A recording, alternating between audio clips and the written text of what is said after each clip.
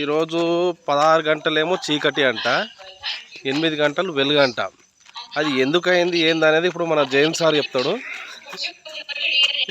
చెప్పు ఎందుకు అట్లా అయిందప్ప? గిది చూపి గిట్లా ఎందుకైందంటావు? అరే చెప్పప్ప, తెలిసింది చెప్పు. అయితే 2012 కలియుగం మునిగిపోతా అని అన్నారా? మరి అన్నప్పుడు మరి అప్పుడు ఎందుకు మునగలే? మరి అది నీళ్ళు లేవు అంటావు. గండిపేట అప్పుడు ఎండిపోయింది. ఇప్పుడు మరి గిట్ల పోదా? అయితే పోతాం, గిట్ల వెళ్తాం. గిట్ల అడవిలోకి వెళ్ళి పోవాలి చూడప్ప. మా పని అడవిలో పని అంతా.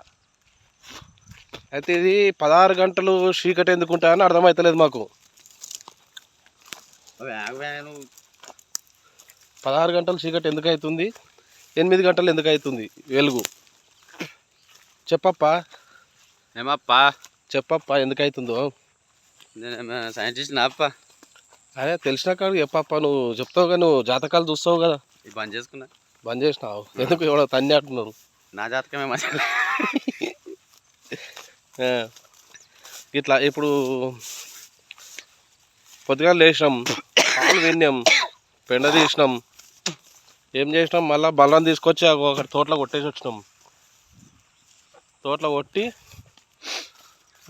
దాని గురించి ఆలోచన చేస్తున్నాం. పొద్దున పాలు వెండి నుంచి 8 గంటలు వెలుగు ఎందుకున్నది, చీకటి ఎందుకు 16 గంటలు ఉందని ఆలోచన చేస్తే తీవ్రమైన సుదీర్ఘమైన చర్చ జరిపితే ఉంటుందని తెలిసిందంట. ఉంటుందా? ఉంటుందంటే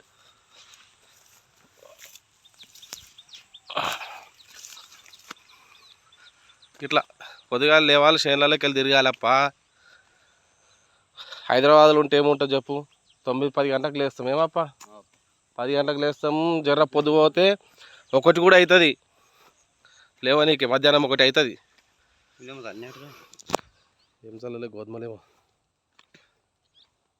అందుకే పొద్దున లేవాలి. వ్యాయామమో వ్యాయామం అంటారు. ఏమంటారు? వ్యాయామం చేయాలి. చేసి 2 బాంబులు ఇడవాలి. కడుపు ప్రశాంతంగా ఉంటుందంట.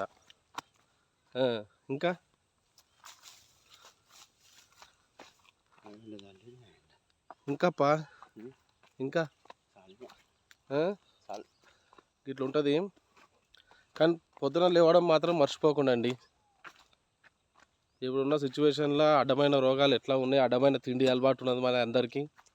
కానీ పొద్దుగా లేచి జర వ్యాయామం, జర బర్రెలు ఉన్న వాళ్ళు బర్రెలు ఇవన్నీ వేపుకుంటే, ఇవన్నీ చేస్తే ఫ్రీ అయిపోతారు మనిషి. ఇంత లొకేషన్లో చూడు ఎంత బాగుందో. ఇక్కడ చెట్లు చూడండి ఎంత పెద్దగా ఉంటాయో. ఇగో ఇదంతా అడవి అవతల. ఇక అడవిలో ఉంటాం చూడు మేము.